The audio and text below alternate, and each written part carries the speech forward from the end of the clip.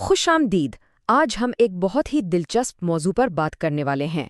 بات صرف لمبی عمر کی نہیں ہے، بلکہ ایک صحت مند، ایک بھرپور زندگی گزارنے کی، اور یہ سب کچھ ہم سائنس کی روشنی میں دیکھیں گے۔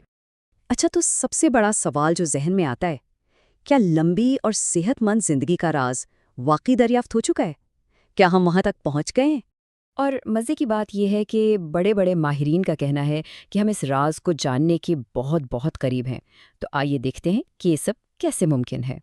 تو آج کی اس گفتگو میں ہم لمبی عمر کے کچھ اہم ستونوں پر بات کریں گے۔ سب سے پہلے دیکھیں گے کہ نئی سائنس کیا کہتی ہے، پھر بات ہوگی غذا کی، ورزش کی اور ہاں، نیند کی اہمیت کی۔ اس کے بعد ہم ماحول کے اثرات کو سمجھیں گے اور آخر میں دیکھیں گے کہ مستقبل میں کیا کچھ ہونے والا ہے۔ تو چلیے شروع کرتے ہیں نئے علم سے۔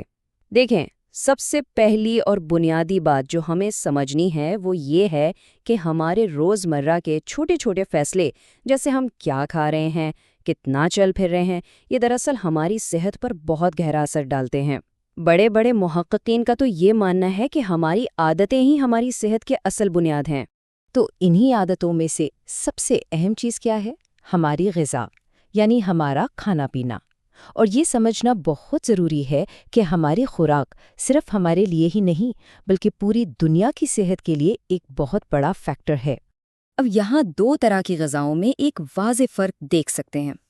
ایک طرف ہیں یہ الٹرا پروسیسڈ فوڈز، یعنی بازاری ڈبے والے کھانے، جو موٹاپے، شوگر اور یہاں تک کہ ڈیمنشیا جیسی بیماریوں کا خطرہ بڑھا دیتے ہیں۔ اور دوسری طرف ہے میڈیٹرینین ڈائٹ، جو دل کی بیماریوں اور کینسر سے بچانے میں مددگار ثابت ہوئی ہے۔ فرق بالکل صاف ہے۔ اور اچھی بات یہ ہے کہ صحت مند کھانا کوئی راکٹ سائنس نہیں ہے۔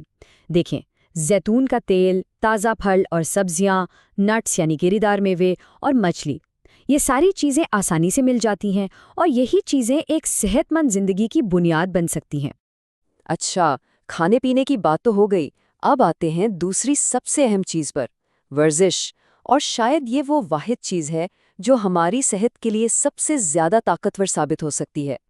یہ صرف میری بات نہیں ہے، ماہرین کا کہنا ہے کہ ورزش اب تک کی سب سے طاقتور طبی مداخلت ہے۔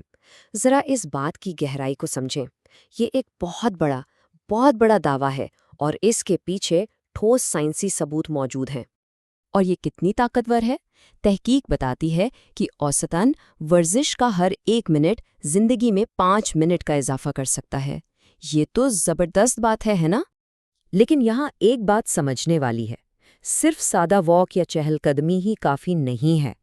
اگر ہم بڑھتی عمر کے اثرات کا مقابلہ کرنا چاہتے ہیں تو ہمیں اپنی روٹین میں کچھ اور چیزیں بھی شامل کرنی ہوں گی، جیسے کہ ریزسٹنس ٹریننگ یعنی تھوڑا وزن اٹھانا، اور بیلنس یعنی توازن کی مشقیں۔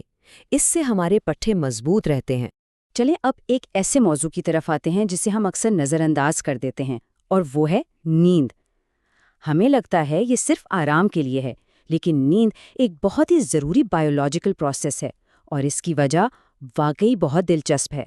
اسے سمجھنے کے لیے ہمیں گلمفیٹک سسٹم کو جاننا ہوگا۔ یہ کیا ہے؟ آسان لفظوں میں یہ ہمارے دماغ کا اپنا ویسٹ کلیئرنس سسٹم ہے، یعنی صفائی کا نظام۔ اور یہ سسٹم سب سے زیادہ ایکٹیو تب ہوتا ہے جب ہم گہری نیند میں ہوتے ہیں۔ آپ اسے دماغ کا ڈش واشر بھی کہہ سکتے ہیں۔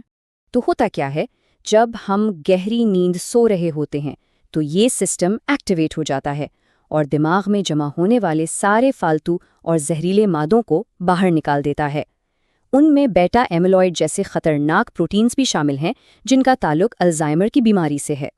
تو سوال یہ ہے کہ دماغ کی اس ضروری صفائی کے لیے کتنی نیند چاہیے؟ ریسرچ کہتی ہے کہ بہترین نتائج کے لیے ہر رات تقریباً 7 گھنٹے کی نیند ضروری ہے۔ اچھا، ابھی تک ہم نے ان چیزوں کی بات کی جو ہم اپنے جسم کے اندر ڈالتے ہیں، لیکن ہماری صحت پر ان چیزوں کا بھی اثر ہوتا ہے جو ہمارے ارد گرد ہمارے ماحول میں موجود ہیں۔